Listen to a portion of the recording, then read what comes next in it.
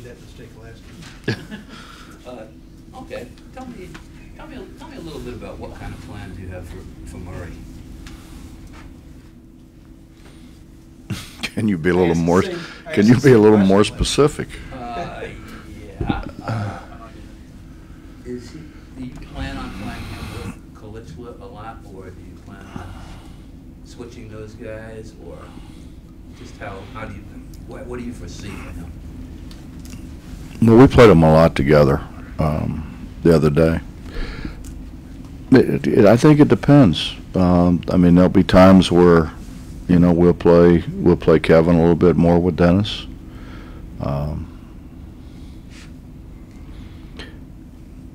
We can play.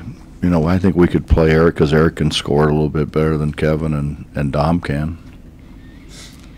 Bob, I think it's going to depend on situations, and you know who the matchups are. Do you foresee Murray as an offensive or a defensive? I mean, mostly. No, hopefully both.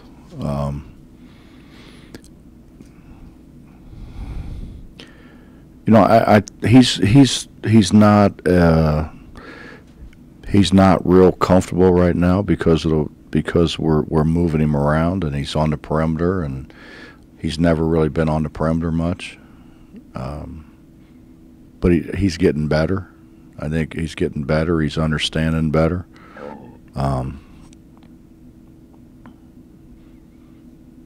You know, defensively, he gives us somebody around the goal, which we haven't had. There's been times where people got offensive rebounds, and we just didn't really have anybody to challenge the second or the third one, and he can do that. So, I mean, I think he's going to help us at both ends of the floor. He's capable of passing the ball pretty well. He just doesn't, you know, right now there's so many things going on, he doesn't know where to look. But I think once he figures out, you know, what the first look is and then the second look, I think he'll be able to pass it pretty well. Coach, one guy that hasn't been mentioned a lot is Rutledge. Is that a good thing, bad thing? I mean, is he a guy who can? You know, he had spurts last year. Can he help you out this year? Well, I think in a lot of instances, Dom will be our best rebounder. And he's better. He's way better. I think he's so much more comfortable.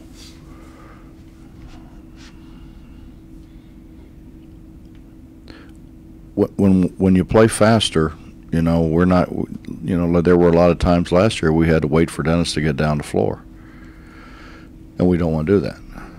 So having those guys, and, you know, if we can get Voldy ready, you know, by the time he gets eligible, then we're going to have 5 guys, which I think is good. I think we can play harder. We should be able to run harder in transition. We ended up because of sheer numbers a year ago, particularly with our post guys, I think where we were trying to save some energy, which we shouldn't have to do. Did that answer your question? You mentioned Boldy. Do you have a definitive report from the clearinghouse on him yet? Do we?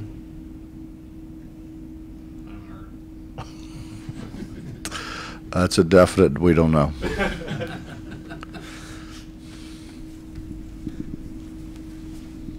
Still expecting anything from potentially nothing to a few games? I mean, I think most guys that come over get something. It's just by the way things are structured there. You had to change your coaching style a little bit coming over here when inheriting the different kind of players than you had. Mm-hmm. And I mean, you kind of kept it for 4 or 5 years that way. Do you feel now more comfortable, or have you gone? Are you incorporating both, or? Well, but we're still not near as athletic. You know, we still don't have the foot speed that we had before. But we're gonna we're gonna try. You know, I think that it really helps when you can do different things. You know, I think in 2010, I think the 1-3-1 I think was good. You know, because it was something else, I think, one for people to prepare for, and it's different. And so we're going to try to continue to do some different things. I think probably the more people you have, I think the more you can do. And guys are good at different things. We just don't have the same kind of foot speed we had. But we're bigger, we're longer than what we've been. Coach, is it a good thing or a bad thing that, you know, as you try to put this team together, and your first game you got to take them across the country, play at midnight against a team who, you know, won by 20-something against you guys last year? Is this a good challenge for this team, or would you kind of rather have, you know, maybe those one or two gimme games, so to speak, to put things together? Well, I mean, I think in a perfect world, it'd been better off if we could have maybe played some people where you can kind of, you know, coach some guys against other people. I mean, you know, I think the Xavier scrimmage was good for us, and, you know, I don't know how much, you know, the Glenville game will force us to do some things, but I would rather had a game there, but it didn't work out that way. You know, 2002, I think it was, they talked me into going to Oklahoma State to open up Gallagher-Iba Arena, the new Gallagher-Iba Arena, and we lost, and we went on and won 20 or 21 in a row, whatever it was, and that helped us. You know, I think that helped us. I think when you lose like that, I think sometimes it's a little easier to define roles. But in a perfect world, I'd just as soon had a game before. Could this bunch make that trip right now, go play Gonzaga right now, do you think? We don't have a choice, do we? Well, you have a whole another week or so to prepare. I mean, I'm saying if you had to play them tonight or tomorrow, could you? Tonight or tomorrow? Yeah, I mean, could you? I'd rather not. Yeah. But we're better. I mean, we're obviously a lot better. Guys are a lot more comfortable. I think some of the guys we've added give us some weapons that we didn't have before.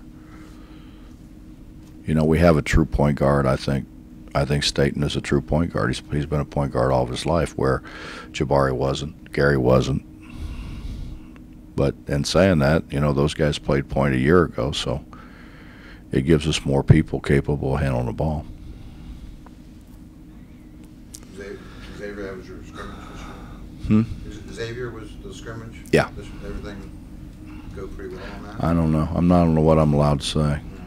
Let me ask you this about that. I mean, you coached at Cincinnati. Mm-hmm. Xavier was your most bitter rival. How did that come about that you of all people wound up scrimmaging them?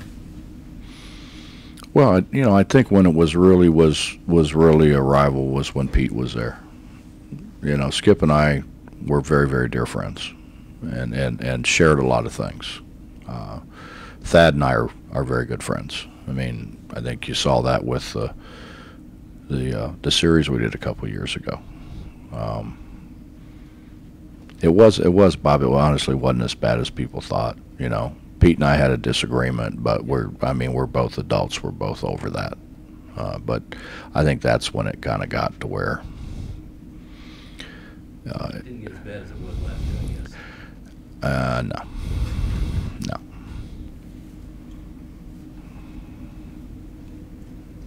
Coach, how much is Ronnie brought to you guys in terms of everything in practice so far, what he's been able to work with the guys on, and you know, what have you seen that doing for these players?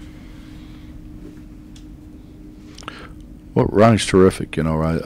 He brings some different ideas, you know, some different ways of doing things, and although I think the majority of what they did is a lot philosophically, a lot of the same things that we try to do.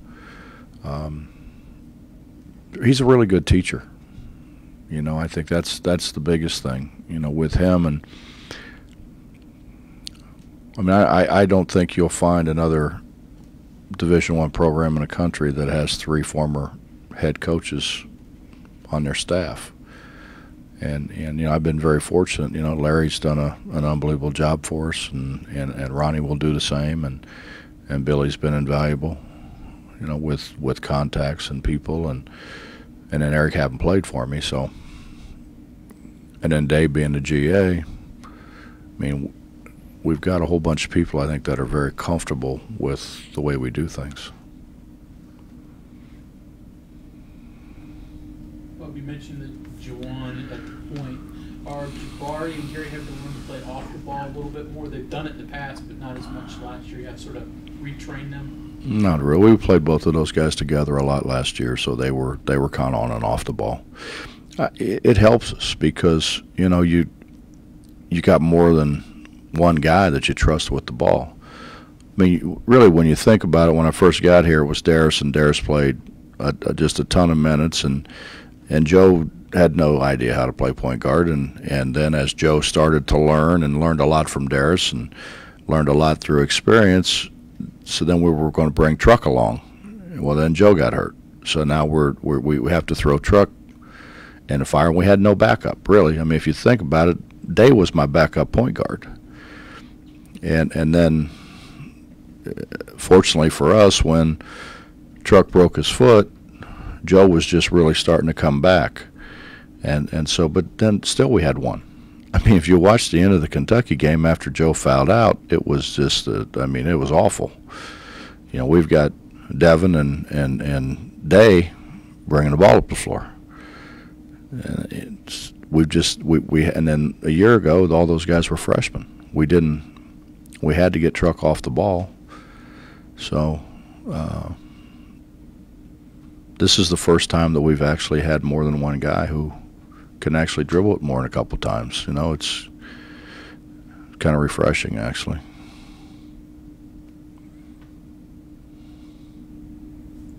Coach, what did you see from Matt Humphrey when you watched the film of him at BC, and I guess maybe even going back to Oregon, that made you think he was a guy who kind of contributed in only 1 year here, obviously?